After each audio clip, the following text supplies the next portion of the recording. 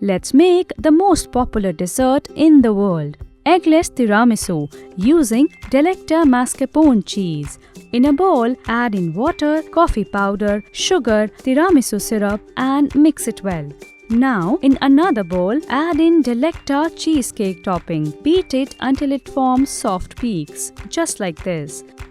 In another bowl, add in Delecta Mascarpone Cheese and beat it until it's soft. Now, add in the whipped cream and mix it well.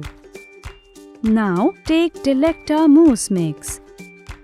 Add in warm milk and mix it well. Add this mixture to the mascarpone and whipped cream base and mix it well until there are no lumps. Take a ring mold lined with silver foil. For the first layer, put in vanilla cake sponge base and pour coffee mixture on top. Now add in the tiramisu mixture. Repeat the same process again and create a second layer. Spread the tiramisu mixture evenly and smoothen the top and freeze it for 4 to 5 hours. Remove it and demold it. Just like this. Dust it with cocoa powder on top.